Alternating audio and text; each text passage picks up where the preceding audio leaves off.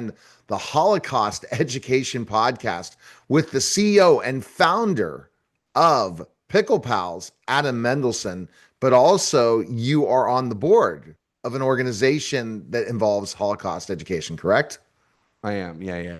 I just started that position earlier this year. Awesome. Man, at 18, go figure. But all right, let's where we left off in the first podcast. It was very educational, but sad in the same time for us to remember the Holocaust, what happened, how they were treated, and to know that was not long ago this happened. Yeah, I mean, it's not even been a century yet. Go yeah, figure, you know? yeah, yeah. And I mean, we talked a lot last time about the build up and getting everything organized and to help educate more and more people, more students about the Holocaust. And we left off talking about the paperclip exhibit. And I read you what was, in front of that pile of paperclips. If you haven't listened, I would go back and listen to that before you hear this one because we're going to kind of continue on from there. But so that night, that was our community night, January 9th, 2025. And in addition to that exhibit, into that reflection room, we also had seven other tables set up, or eight tables really, because we had the Jewish Student Union (JSU) and Join Orlando. Those are two great organizations that were set up at a table. They're very involved with education about Judaism, but they were there as well. And Rabbi Daniel Nabatian has been a big mentor of mine. He came. He's my JSU rabbi that was there for the all 4 years I was in high school. And then we had, I mentioned last episode, but we had Lou Ziemba, who was a Holocaust survivor, and his wife, Dr. Beth Londa, who sat at a table. They answered questions. We actually had his whole story written up.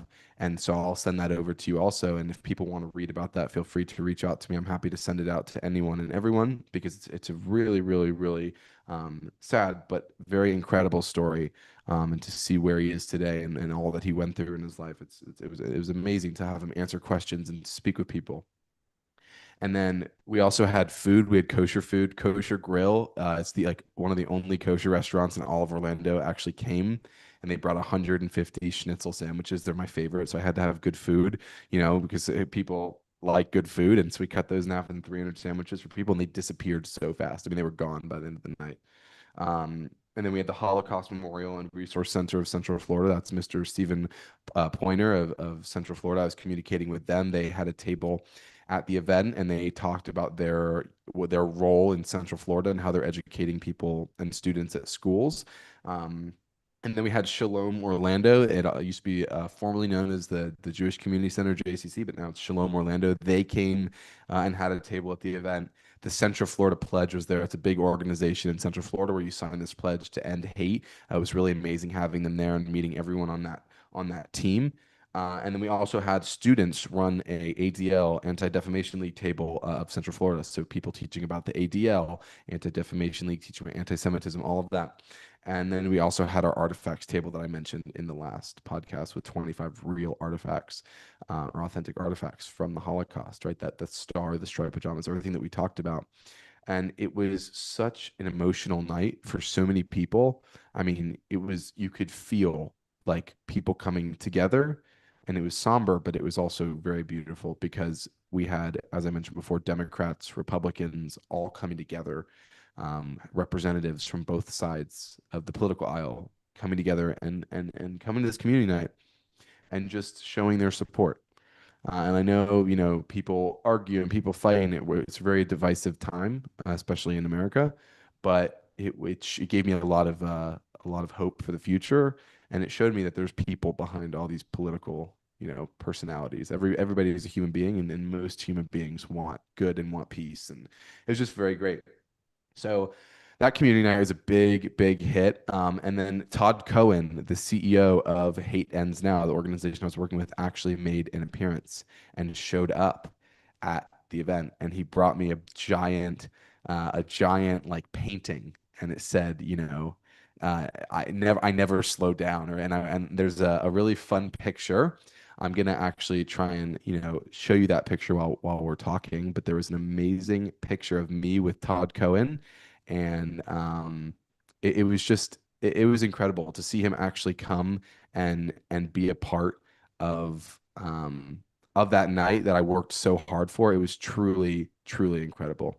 I mean, he flew down, right? He didn't have to come, and just having all of the people there, having everyone show their support. I mean, I couldn't be more grateful for everyone in the community, and also to there's a really awesome morning radio show slash podcast. It's called Monsters in the Morning. I don't know if you've heard of it. It's in Central Florida.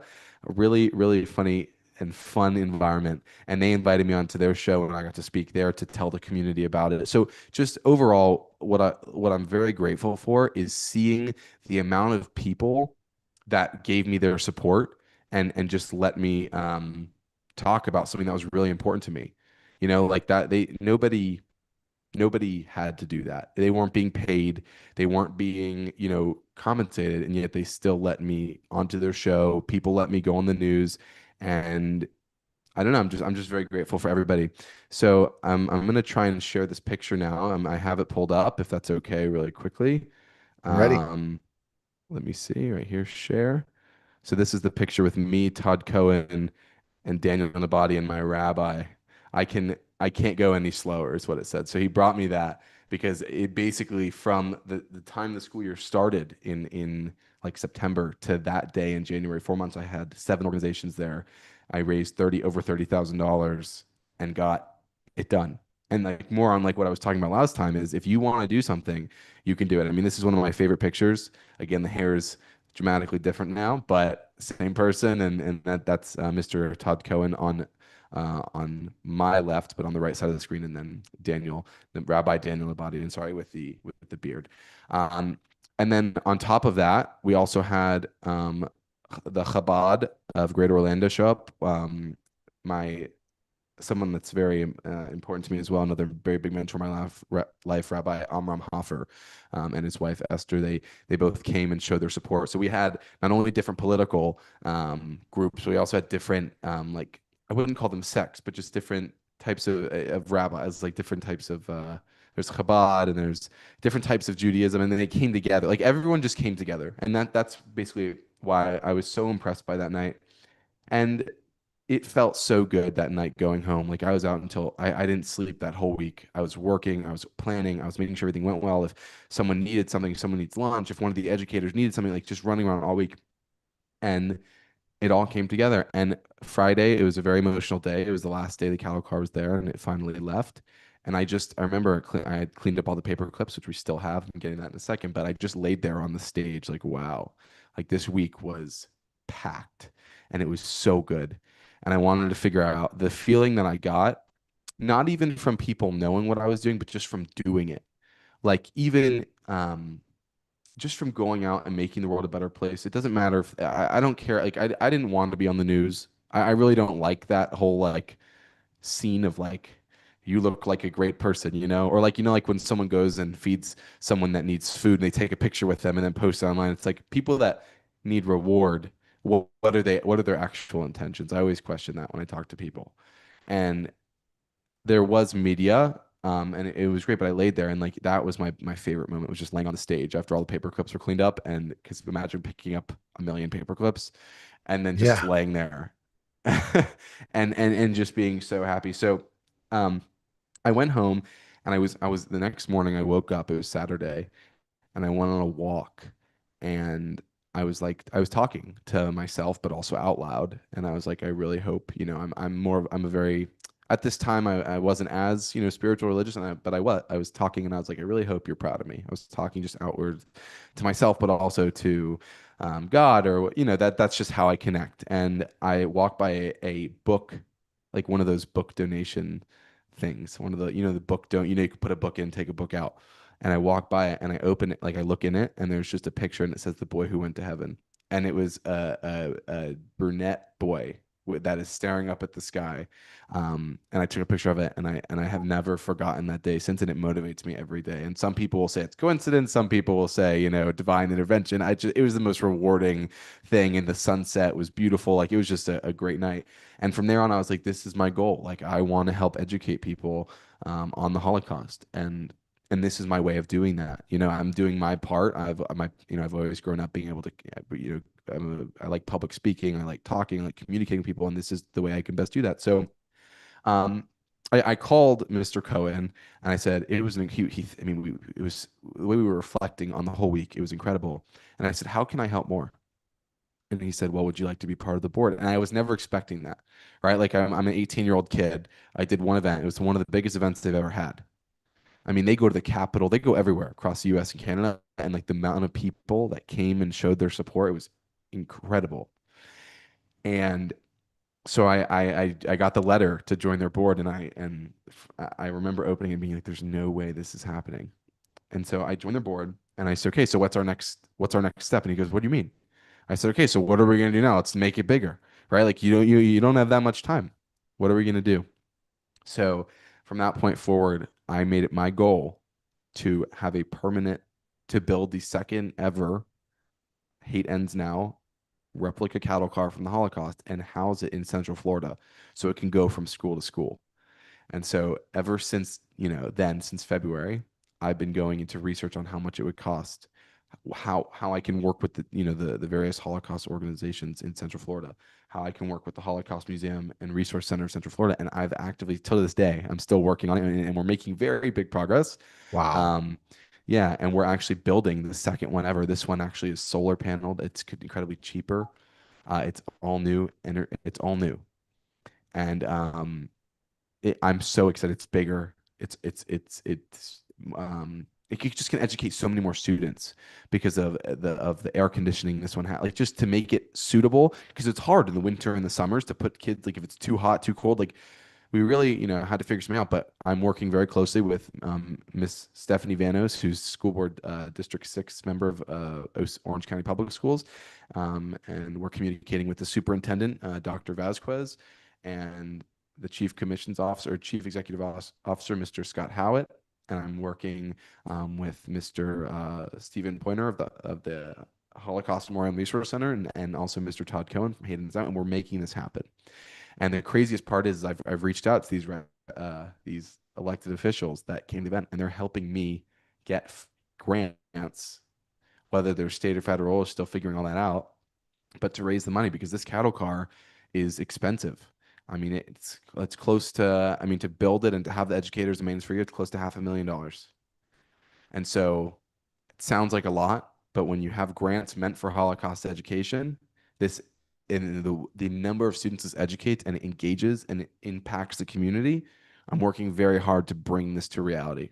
So right now I have calls every week making this possible, and it is the most rewarding or anything ever. So that's basically how, I mean, my story from meeting Hate Ends Now, to then now being on the board to now building the second Holocaust replica cattle car for their company that will stay. It'll be housed in Central Florida. It'll go to all the local, synagogues, but schools. And then when it's not going to schools, it can go again, like I said, to synagogues, to churches, to mosques. It's not just for one group. It's for everybody to experience, but it's primarily for the students of OCPS because that's where I'm from. I mean, that's where I want to, focus my energy. I always believe in giving back to the people that supported you. And that school district did so much for me. I mean, I've gone to OCPS since kindergarten, and I've been there for 12 years. I love public school. I love all that I experienced in OCPS, and where I am now and everything I'm doing today is from things that I've learned in OCPS.